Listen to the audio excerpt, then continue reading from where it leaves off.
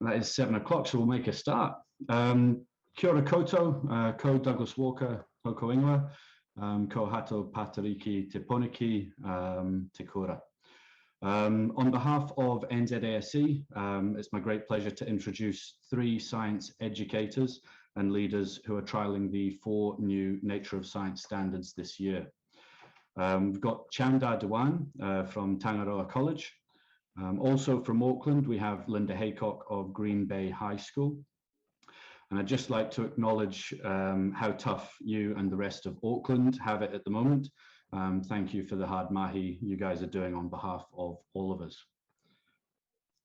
Joining us from Tauranga is Kamal Nair of Te Puke High School. And you can find more information about our panelists' very varied kura in the description at the bottom. I'd also like to welcome Samantha York of James Hargis College. Sam's our immediate past president and publications manager. Sam's going to be checking for questions in the chat and we'll direct them after our main discussion. And just before we begin, I will say that any views expressed are those of the individual and don't represent any other organization. Without further ado, in no particular order, Linda, Chandar, and Kamal, so feel free to chip in as you see fit. If we cast time back about a year to this sort of time last year, you're in the sort of tentative stages of making plans for your new level 1 science courses. Could you talk us through what steps you took? Now we're going to wait until see who goes first. Chandar. Okay, so we start pretty close to an existing Year 11 program, an existing NCEA program. A chem unit, a phys unit, and a bio unit, we linked each of the content units with a socio-scientific issue. That was in preparation for the 1.2 standard. We sort of wanted a couple of hits at the aspects of that standard before the kids actually went in and wrote that standard. So yeah, each standard was roughly a term. The physics standard was very loosely based on the existing mechanics. The chemistry standard was very loosely based on the carbon chemistry standard in the chemistry strand, and the biology one was based on mammals as consumers from the biology strand, although we sort of tweaked it and focused more as humans as consumers. And then we looked for opportunities to do the investigations. We decided to do just 3 of the different types of investigations. Other schools did the whole cohort. We decided to do 3 and then focus on 3. And then also looking for opportunities to embed in the 1.3 and opportunities for 1.4 in those big chunks of learning. The big challenge for us really as teachers and also as students was the fact that each term we were working on multiple standards. It wasn't the good old way of teach acids and bases, do the formative testing, over and done with, move on to genetics. We were sort of fiddling with doing chemistry at the same time, doing some teaching towards 1.3, looking at elements of socio-scientific. Yeah, so that was sort of the challenge. I think I might stop now. Wonderful, thank you, Chandar. Yeah, I'll go next. Sorry, Linda. That's a good. We find out about that we are in terms of the pilot program sort of later in term 3. And then we started looking at what we're going to do. So we went to, I was asked to go to Wellington, and we looked at a couple of 3 sample units that ministry had put out. And then as a team, we looked at those 3 sort of units, and then we looked at what will suit our kids here in the local context in Bay of Plenty. And then we decided to sort of handpick a few things from what ministry had put out, and we named it Wahinoho as a place where we live, where we are, and where we belong. And then we, keeping in mind that these kids were going into mainstream chemistry, biophysics the following year, so we sort of chucked in chemistry, biophysics, and like Chandar was saying, we looked at sort of embedding all those 4 standards throughout the year as well. And then, yeah, so that's where we kind of looked at what ministry have put out, and then we looked at what will suit us, what will suit our kids in terms of local context, and then that's how we designed our sort of unit for the year. And we looked at chemistry in term 1, we're looking at water, and then we looked at land and energy in term 3, going into term 4. So we took a somewhat different approach. We threw the baby out with the bath water, and we started by looking at the big ideas that we were given a bit before, when we knew we were going to be a pilot school but hadn't had the meeting with the ministry. So we unpacked the big ideas and had a big discussion through that and unpacked the standards. I'm from quite a big team, so we do a lot of collaborative discussion and unpacking so that we're all on the same page. Takes us a bit longer to do things because of that. So yeah, we unpacked what was expected of us. We looked at what we thought the level 2 students would actually be better knowing, not even thinking about what the current or the existing NCEA courses were. What do we want the level 2s to know? What do the students come into year 11 with? And then we looked at our local area, what sort of things, topics and contexts were relevant to our kids. And then, yeah, we put the course together. So it's quite different. It has aspects of existing mechanics, acid bases, and genetics, but it also has a lot of other stuff in it that you wouldn't normally teach at year 11. But what we're hoping is that our kids have a good, broad, solid foundation to go into level 2 with, rather than a lot of knowledge about one thing and not a lot about anything else. So that's the approach we took. That's fantastic. Thank you very much, guys. Lots of different approaches there. You talked a little bit about sort of meetings in Wellington and things. What kind of support have you had for each other, or from any other group to help you along the way? We get together pretty regularly. We get together with MOE, and Pro puts on a monthly, is it? I think it's monthly meeting. And in that meeting, we've got Andrea from Science Learning Hub, who has been fantastic at helping us with resources and yeah, all that background stuff. We've had several ministry people there. I'm not entirely sure what they all do, but they're there. And then there's also several NZQA people there. And that's been pretty awesome too, is to have those guys there. They've sort of got two, we've learned a lot about how NZQA works. They've got sort of like the external side and the internal side, and yeah. So it's been really good to have contact with all of them. Yeah, I feel those Zoom meetings have been useful, but I think amongst ourselves, 6 schools been sharing ideas and helping each other out, and Linda, yourself, have been sharing lots of resources with us, which is awesome, and other schools, not just resources, but students' work, like Chandar just sent one today just to see if it has achieved merit excellence, and it gives us an indication of what everybody's on, like, because at the moment what assessments look like, what marking criteria look like, we kind of finding our feet ourselves. So I guess, I think the biggest help for me personally in our team would be from the 6 schools and teachers from 6 schools sharing each other with the resources and assessments, and etc. I've been a little bit disappointed with the amount of support that we have received. The way that the 6 schools have worked together has been amazing, and again, kudos to Linda and her team. They've been very, very forthcoming with sharing resources, and really that's the role I was expecting from other places, which we didn't really get. And also Science Learning Hub's support has been fantastic.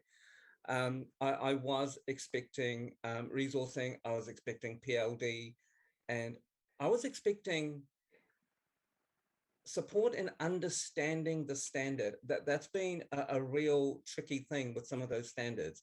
And the six of us, or the six schools, have had wonderful meetings where we've tried to nut out and work out what the intention is, without input from other sources, the people who wrote it, for one thing.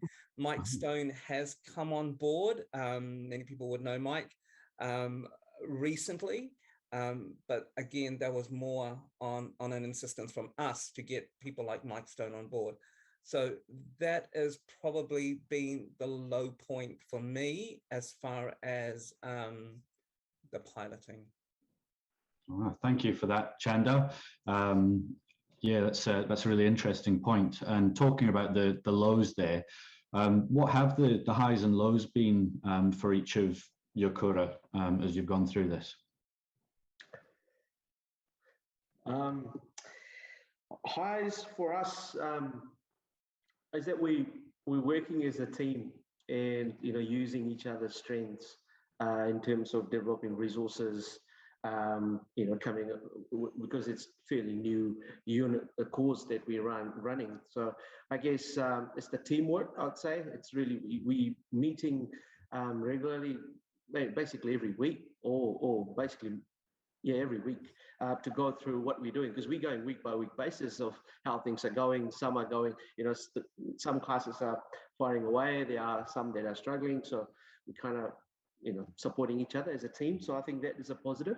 The other one for us would be the external exam that we did, 1.3, middle of the year.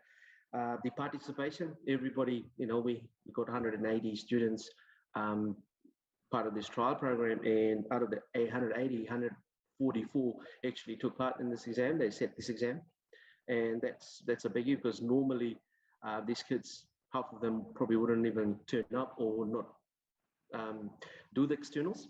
So that was positive, and the vibe we got from that, students coming out of that exam, positive vibe. Mr. We did well. I think I did well, and we actually can do externals, and results here, there were a few surprises as well, and amazed us that these kids can actually do the externals, and so those are a couple of highs for us here at Tupuke. Thank you, Kamal. Interesting. I would say the same. The response from the students have been really, really, they responded very, very well to the learning. We noticed that right throughout the year, and I think part of it was the fact that the learning was much more contextualized than it had been in previous NCEA teachings. One of my big stories is parent evening, and the parents are telling me how the young kids came home and was talking at the dinner table. We did digestive system and looked at diabetes. Diabetes is a big issue in our community with numbers and things. And he was telling his grandparents about what he'd learned, and there was this conversation, and the parents were sharing that kind of stuff with us. And that was really, really positive. The fact that kids are taking learning home is not something that happens in our community. We also had a massive turnout for the external, 90%, which the only thing I could compare it with really was the maths cats. And yeah, ours exceeded far higher than the maths department cats. And the achievement was really, really good. And 1.3, I was really, really nervous about 1.3, simply because it was going to be in a context that our kids are not familiar with. Normally when kids sort of see context that's different, they'll come to you and say, hey, you didn't teach us about this, and it was in my exam. But I think the approach to teaching the 1.3, where we really, really made it quite explicit that these are the aspects we're looking at, rather than the content that it's based on, and that I think worked really, really well. I think we talked about this earlier. Working with the other 6 schools is another big positive for me. We don't get that opportunity to work with such different schools around New Zealand. And the ideas that have come up, you know, finding out what somebody in Southland is doing or out the West Coast has been really, really fantastic. So those are my pluses. Mine are pretty similar, actually. I mean, student engagement has been awesome. Even our more interesting students have really been, we're not so tied by having to do acids and bases mechanics and genetics. It's a lot freer. We can make it about things that they're interested in, and we can twist it and turn it a bit. And the fact that they're actually really getting into it. The validity of science information one's been pretty cool to work with too, because we there's that flat Earth video where they try to use science to prove that the Earth is flat. And we showed the kids that one, and oh my gosh, the response, they were getting so angry with them because they weren't using the science properly, they weren't using the results properly, and it was just they could recognize why things were so bad because they could see where the science was wrong. And that's pretty cool, especially when you're coming into something like COVID, which, you know, there's a lot of stuff out there for that, and there's a lot of wrong stuff out there for that. And yeah, the kids are learning how to work it out, that, you know, what's good and what's not. So that's been pretty cool. And working with everyone. I mean, you've got South Westland and North Southland, which I'm really struggling with still. and the issues that they have compared to what the issues that we have. It's been really interesting. It's been good. Oh, awesome. Thank you.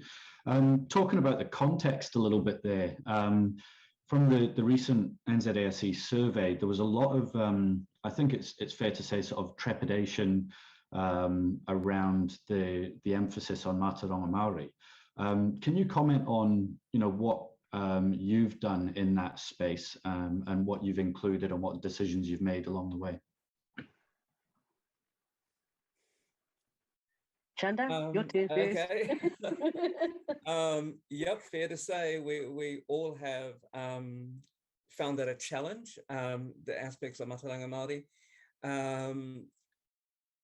For the 4 standards, we have not looked at a huge amount of Mātauranga Māori in the 4 standards. We've done little bits, little activities, mainly from Science Learning Hub, but I don't really feel that we have really encompassed the intent of Mātauranga Māori. And I know stuff that I'm doing with beans is going a lot more in depth than what we're doing.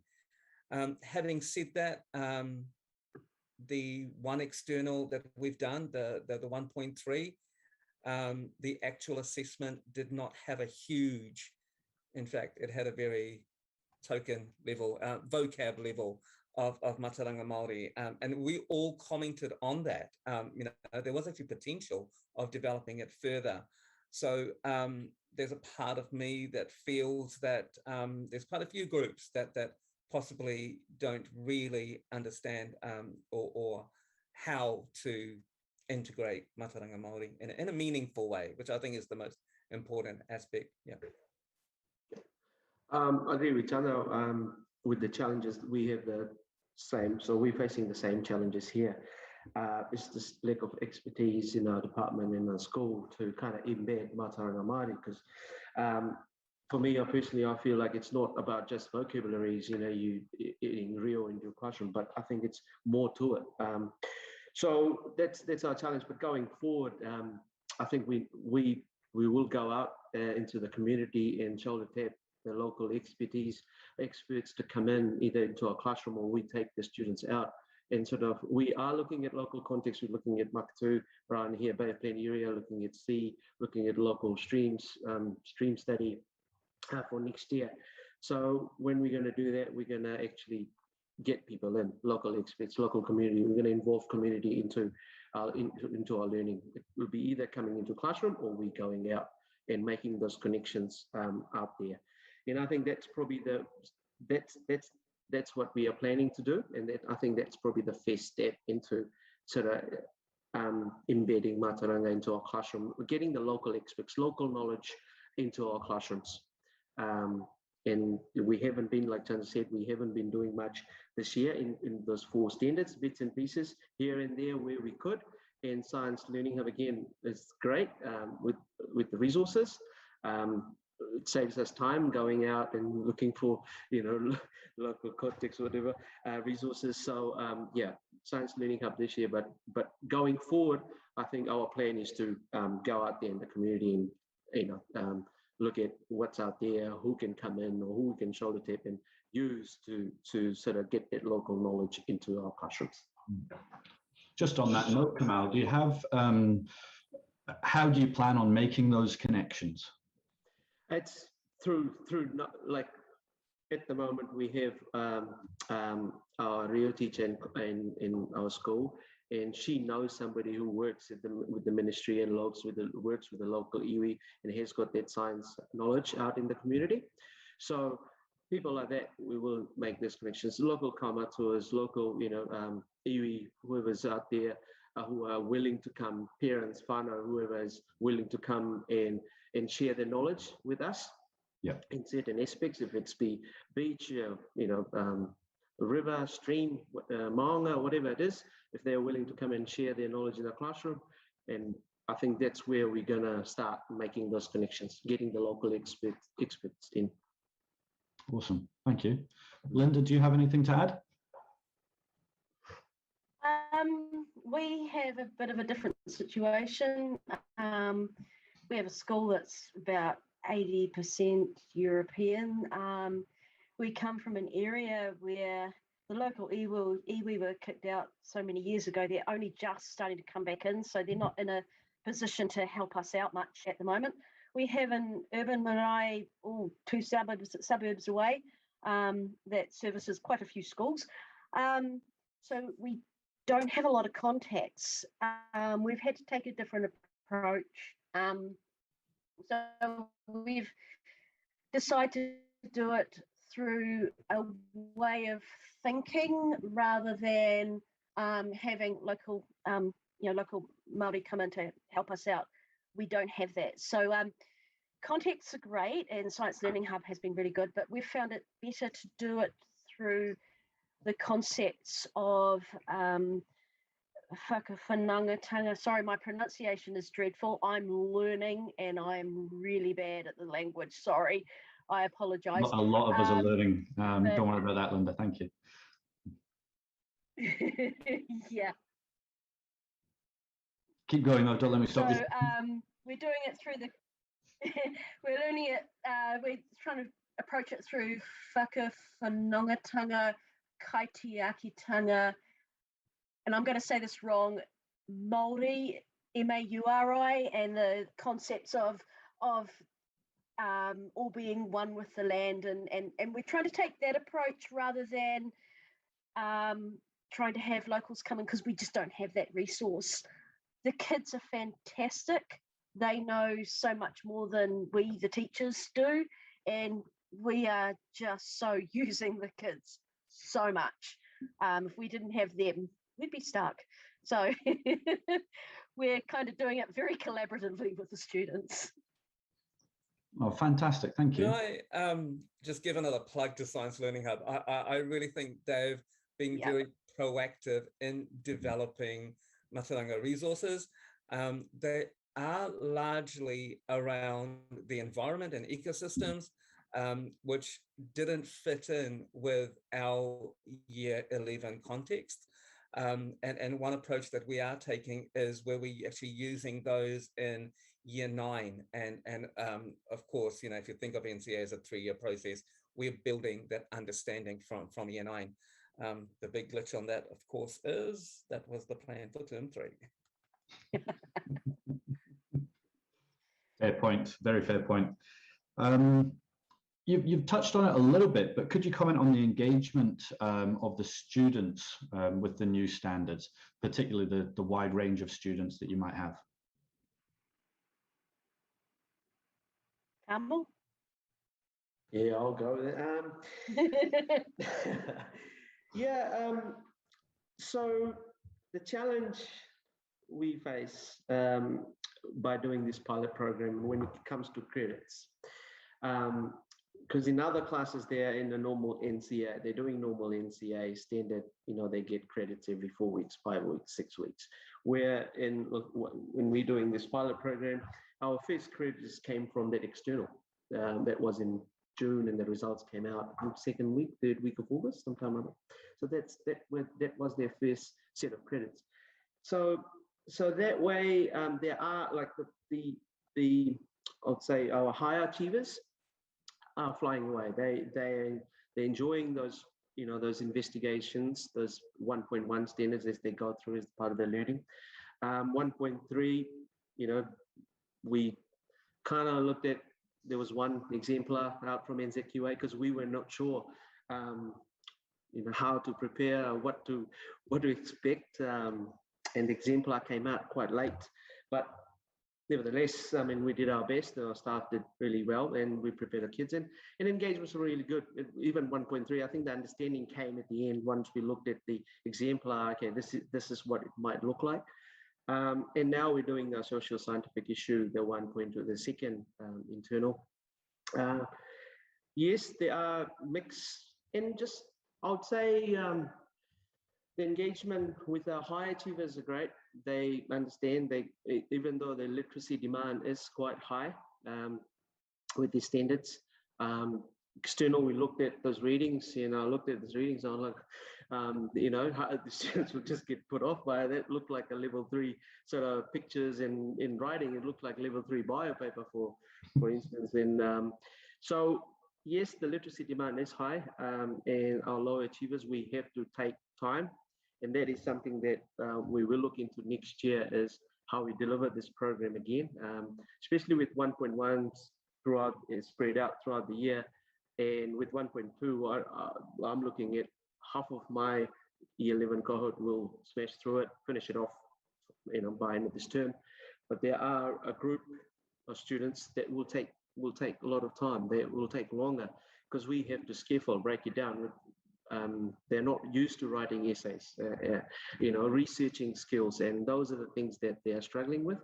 So that takes time, and and will take time. We might go into term 4 with a group of students, but overall, I think the students, engagement-wise, they're enjoying it, and I think it will.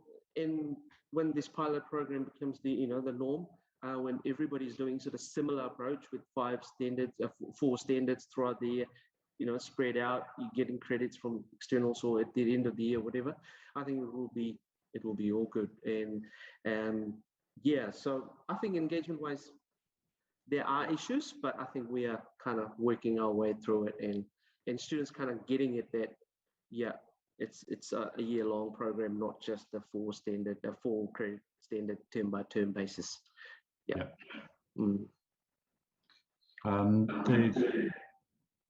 Sorry, I got a bit of feedback from myself there. I'm sorry, my internet connection. Sorry, do you want to go, Linda? Yeah, I was just saying my internet connection's a bit dodgy, so things keep freezing on me. I live in the Wild West where things aren't quite normal here. Engagement for us, for our kids, has been really, really high. It's been the highest it's ever been. And we still have those few interesting students, but on the whole, engagement's been great, and we haven't heard, is this worth credits, as much as what we normally do, which has been really good. So. Yeah, again, I think the students have really taken on board these new standards really, really well. I think that the relevance aspect is one of the things that's worked really, really well for us. The fact that we used socio-scientific issues as a context and the kids could relate to that. The one sort of aspect of mataranga that we did do was we looked at rongoā as a component of mataranga with the year 11s. And students came back the following days. Our students are largely Pacific Island students. And they were coming back and they were talking about aspects of rongoā from their culture. And that to me never happens, you know, kids don't come back and discuss aspects of science that's happening in their lives, which I thought was, as far as engagement goes, that's right up there. So that was one plus. And yeah, we definitely are going to keep, if we're going to continue with the NOS standards, we definitely are going to keep the socio-scientific contextualizing aspect. Yeah, the context has been great because you're not tied to what content is being examined. You've got freedom to make it interesting and relevant to the kids, and they learn despite themselves, which has been fantastic. You touched on a little bit there, you know, some of the things that you're thinking about for next year. I think particularly yourself, Chandar.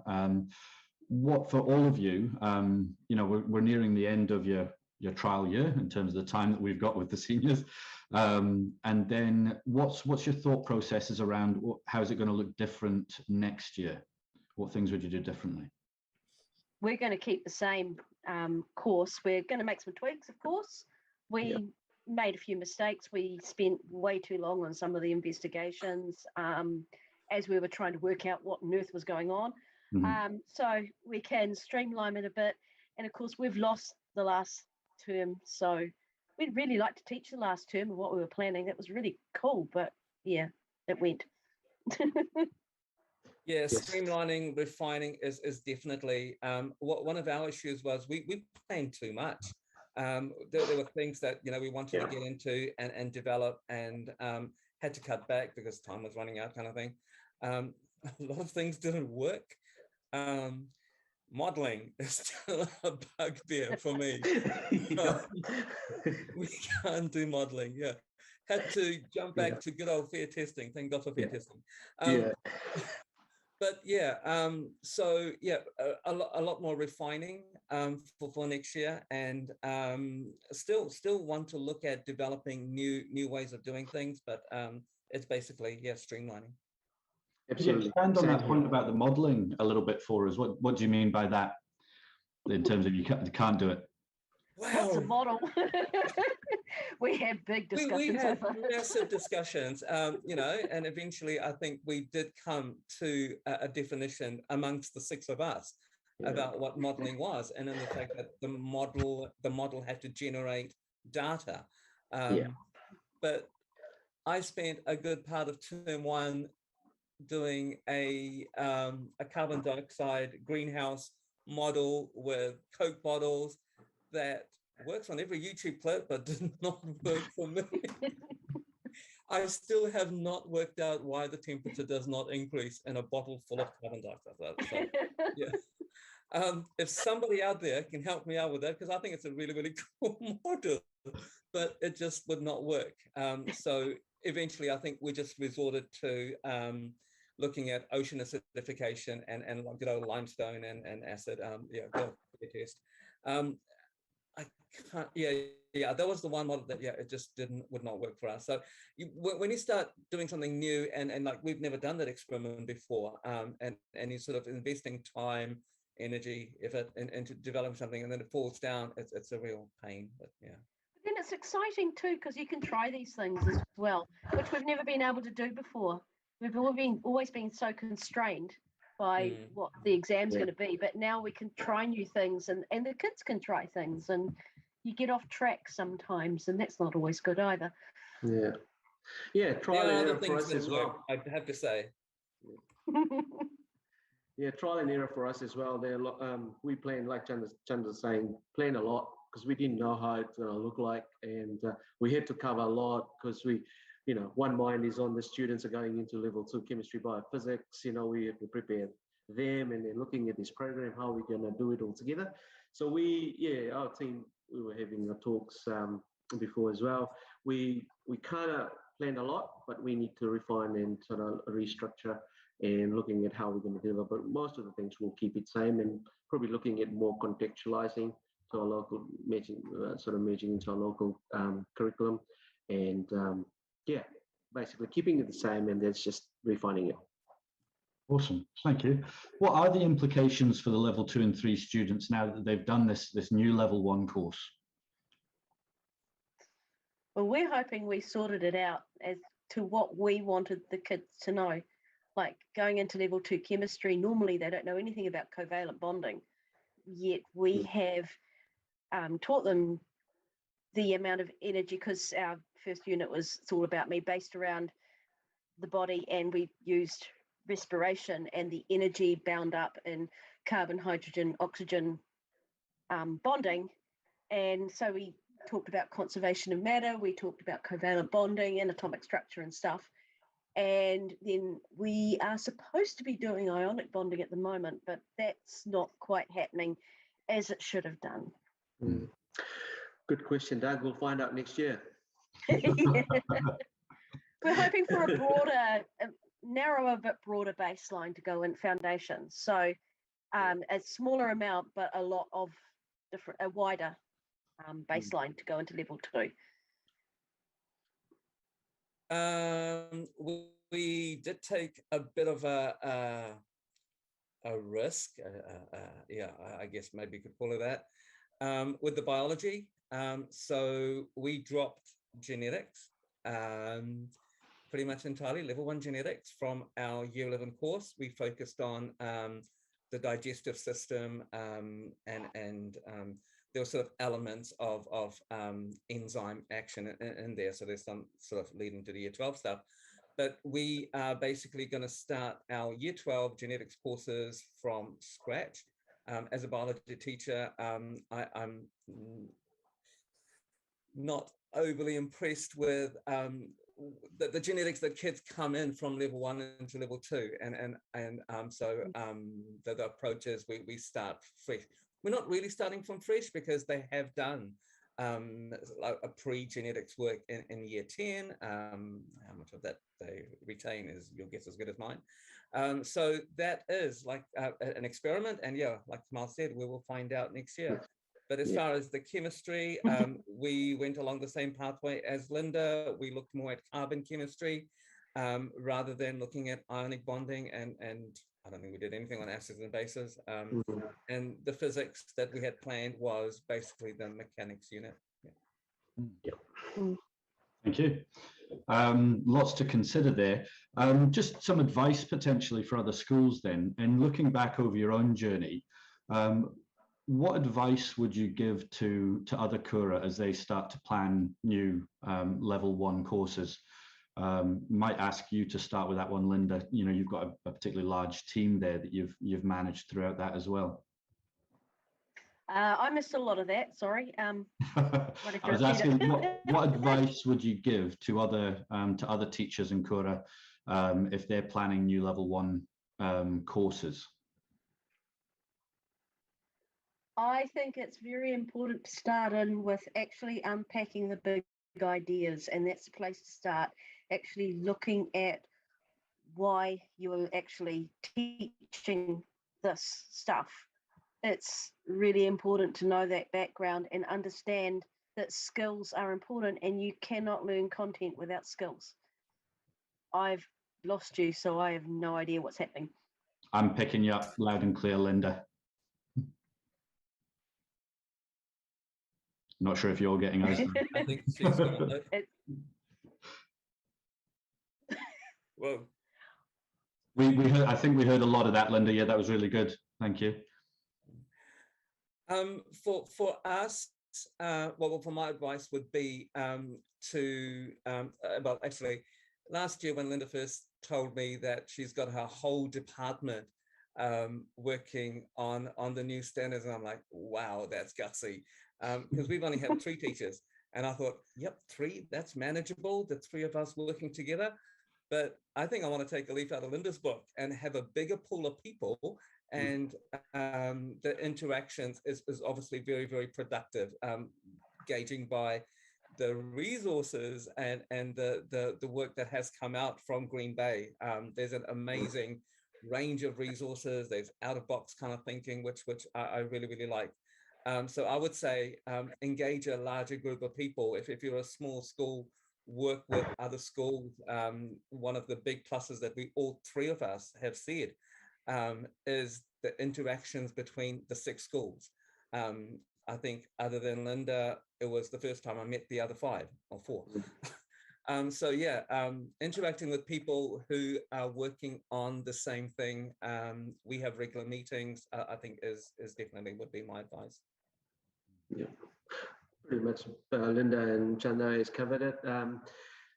Only thing I would add is basically when you're designing a program, you look at who's in front of you, and we are moving towards the local curriculum. So I guess you look at what's around us and who's in front of us, and then you design a program to suit the kids, and also making those connections with the local community, I guess. And yeah, communication is key, and networking is important. You know, especially when you're starting, and like for my team, we've got an amazing team here at Te Puke, using each other's strength, supporting each other, and creating those resources moving forward. Yeah. Awesome. Certainly having a bigger team and a team that works well together is imperative. Yeah. Absolutely. And I'm loving hearing about the support that you've had for each other. I'm hoping that other schools will be able to find support, with local clusters of schools, perhaps, as we all embark on that journey. I think it'd probably be a good time to jump over to Sam. Sam, have you got some questions for us from the chat?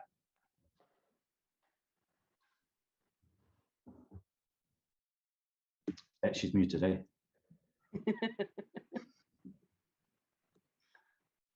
No, it was worse than that. I'd lost my mouse. Got a heap of questions, folks, and I've got them in themes, so I'll just start. Alison, I haven't got your question, but I'll get there. So Alison's the last question on the chat. But I'll go through support and then into curriculum, and then there's quite a few on assessment, big picture, some organisational questions at the end. So hopefully we'll get there. The team's saying thanks, Sam, for your tātuku as well. But from a question, where do you guys see the support needing to improve before this goes from a trial to mainstream? You did a big sigh then, Chandar. I think you can go for it. I know in early consultation, PLD was the one thing teachers asked for, and it's still the one thing we need. PLD to make sense of the standards. I learned a lot more about the standards while teaching it. So I think that is absolutely important. And resourcing would be the other one, whether it's for mataranga, whether it's for knowing how to do a model. PLD and resourcing, I know it's 2 things teachers asked for, and it was in short supply this year. And time. Thank you. Agree. Time. Yeah, time, that miracle thing. Time. A few curriculum questions. So quite a few people were focused around that mid-year external, but we'll get to that next. Firstly, you guys, none of you seem to mention earth and space science. Have you tried to integrate earth and space science, or is that kind of just gone by the wayside as a result of the new standards? Where's that stream of the curriculum gone? We've got, well, actually, we were into earth and space science just as lockdown came on. We were looking at the formation of the Waitakere Ranges before we look at what's here now, and we were going to do a climate model. We were because they always say it rains more out west, and we were, volcanoes, earth structure. We were going to do the rocks. Unfortunately, yeah, lockdown. Okay. But yeah, it was very much part of what we were doing. We try to be equal weights with all the 4 areas. For us, ESS really fell away a while ago in year 11. You know, we teach it up to year 10, but it hasn't really been part of our NCEA courses because we've been focusing on the 3. Other than for our lower ability, largely internal courses where we do the earth and space science learning. Yeah, for us, yeah, we haven't had a look at it this year, but so similar to Chandar, we used to do earth and space science standards in level 1 previously, but that's something that it's going forward next year. We'll try to embed it into our program.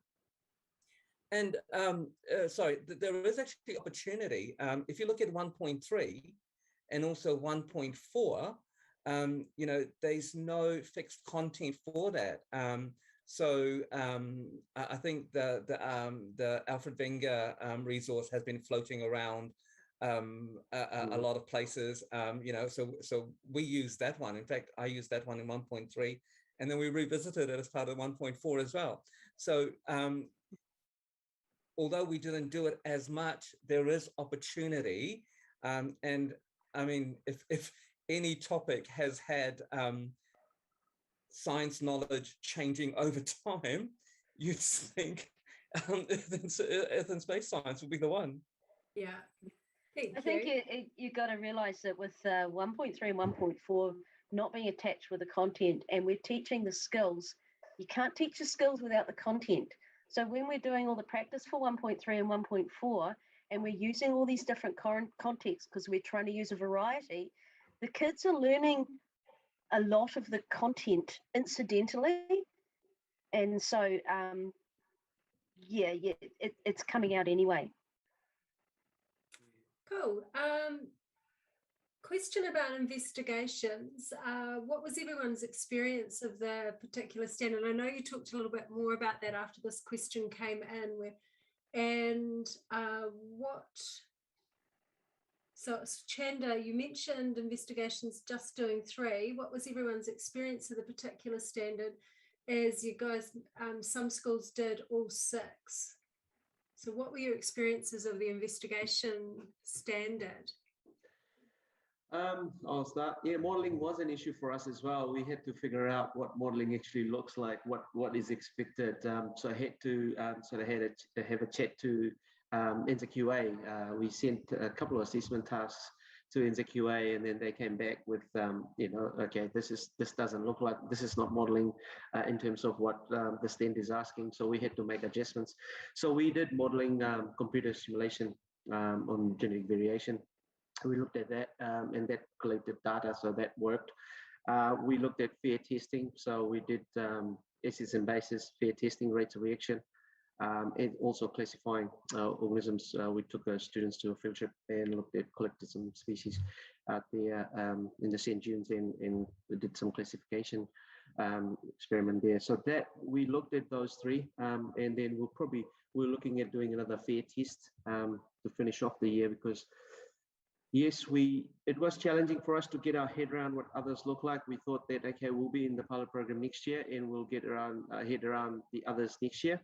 Let's master this 3, 4 this year, and going forward next year, we'll look at the others as well. So fair testing, easy, nice and easy, because we've done it so many times.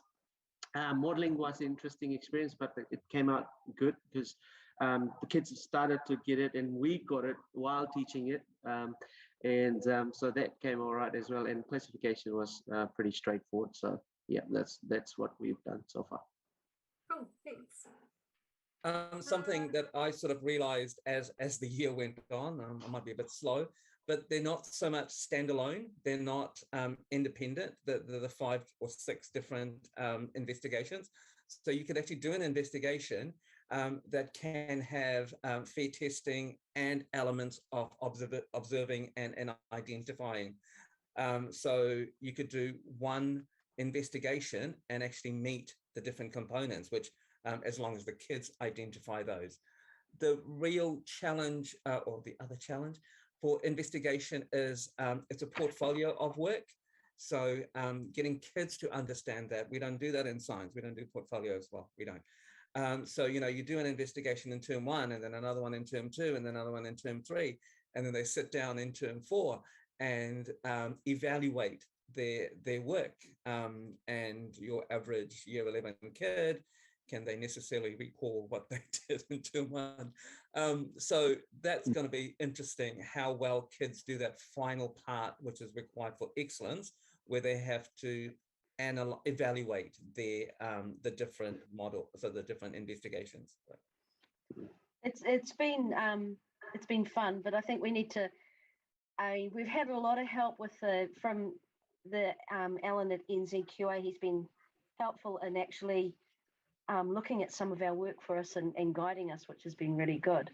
But the portfolio basis of the investigations, I think, will come together, and I also think they'll be actually a lot better once everybody understands it and we can incorporate it into our year 9 and 10 courses, because we haven't taught these kids that. But when we bring it back into year 9 and 10, it's going to be a piece of cake. It's going to be wonderful. Agree. Socio-scientific issue question. What context did you use for the chemistry and the physics topics? So for chem, we looked at climate change. We did carbon chemistry content learning, but that one was almost like a formative. So we do a lot of socio-scientific issues in our junior school, but we don't look at it the way the standard does, which is you've got to look at different viewpoints, you've got to develop your own opinion, and you've got to link the science ideas and justify it.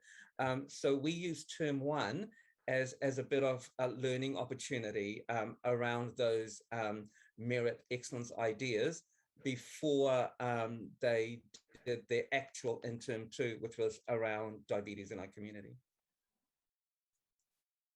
I think once again, it's one of those ones where you'll develop it in the junior school before you get to the year level 1, but with our kids, we haven't. But for physics and chemistry was just as easy. It's just that, I mean, we did one for power consumption and what sorts of power consumption devices used, and should you be using them all the time? Should you leave them on? Should you turn the lights off? That sort of thing. Yeah. Chemistry is fluoride in the water, pollution, plastics pollution, all those ones. Yeah. For us, 1080, we use 1080 and also waterways for our socio-scientific issue. But going forward next year, we will name it ocean acidification as well, because we will take students to the field trip to our local beach, and we will look at a little bit of sort of water in our water topic, and then that's where we look at ocean acidification as a socio-scientific issue as well. Yeah. We want to keep some things back for level 2 and level 3 though, Yeah.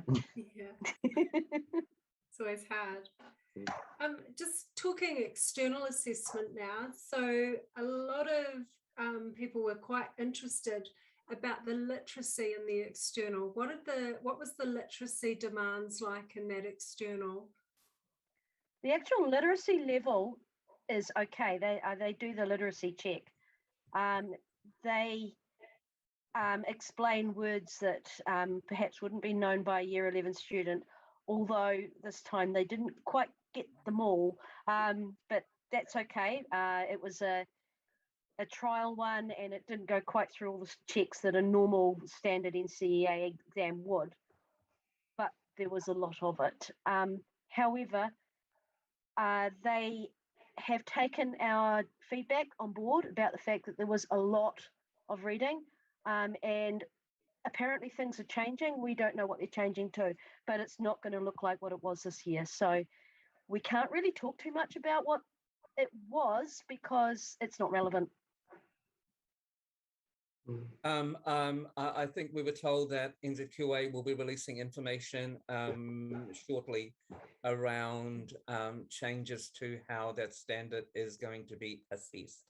And what I took that to mean was that the standard won't change, but the way that it will be assessed is going to change. So would it be fair to say, guys, they didn't quite get it right, but there's a lot of learning to go forward into 2022? Totally, a load of learning. I actually liked it. Yeah. I liked the assessment. It was cool. It was really good. Yeah. I thought the practice one, I complimented them on the literacy.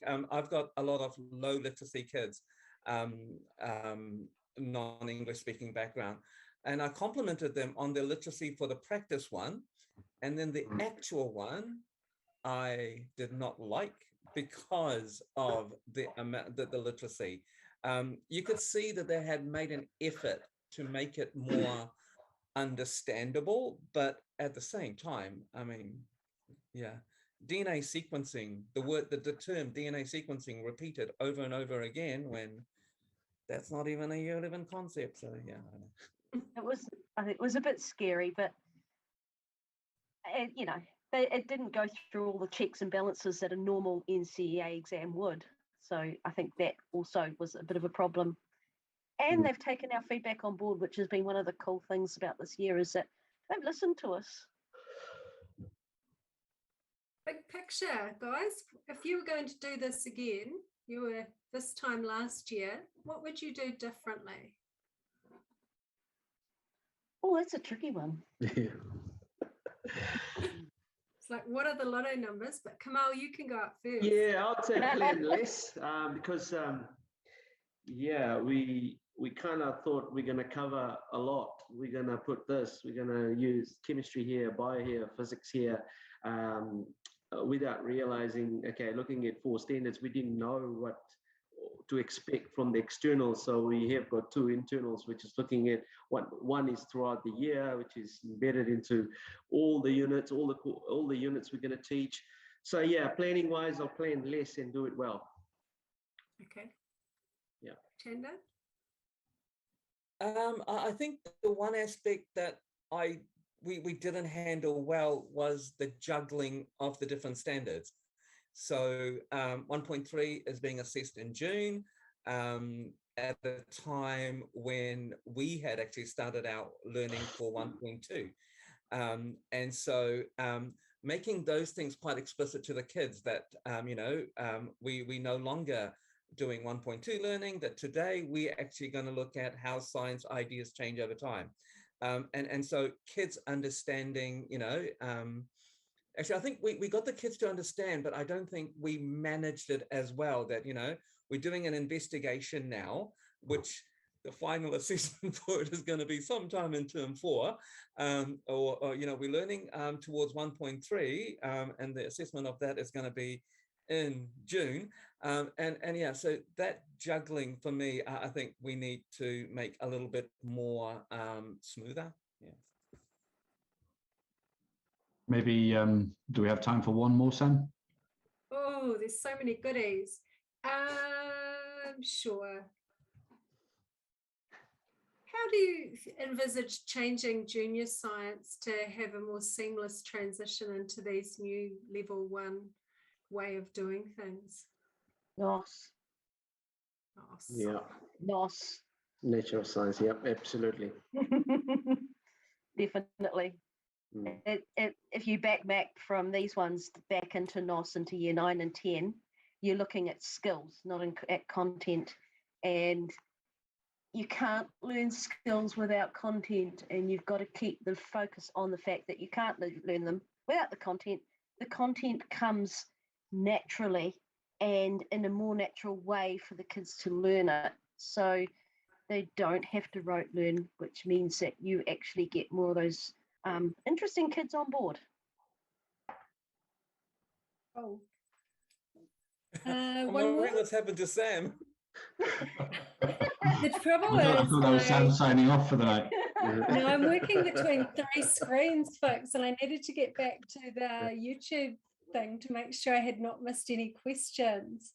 I'm sure we will have missed lots of them, but I think we might have to. Yeah, the last one was just around literacy. How easy was it to adjust the content to suit the diversity of literacy and numeracy across your year 11s? And then I think we'll have to wrap it up. wasn't a problem, really. Yeah.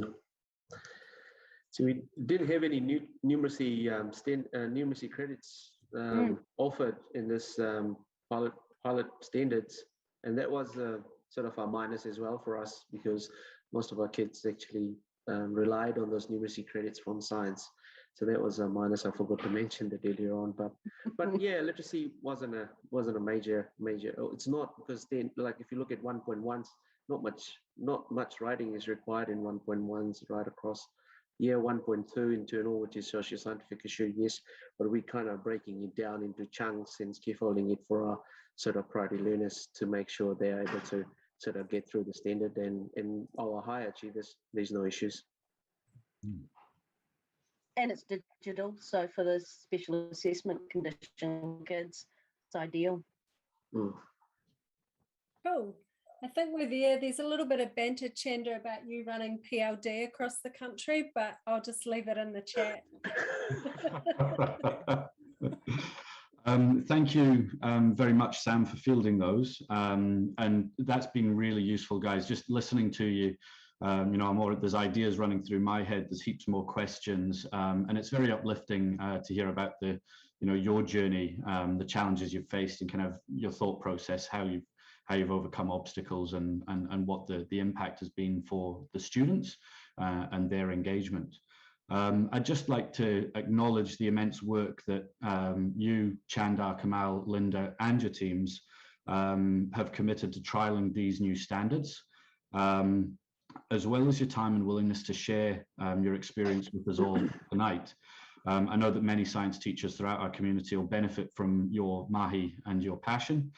Thank you, Sam, for managing the questions. And I'll close by saying, kia kaha tamaki makoro. Thank you all very, very, very much. Have a lovely evening, and I hope we see you again at some stage. Thank you. Cool. Thanks for organising this. Thank you. Cheers. Thank you, Doug. Thank you, guys. Ka kite. Kite.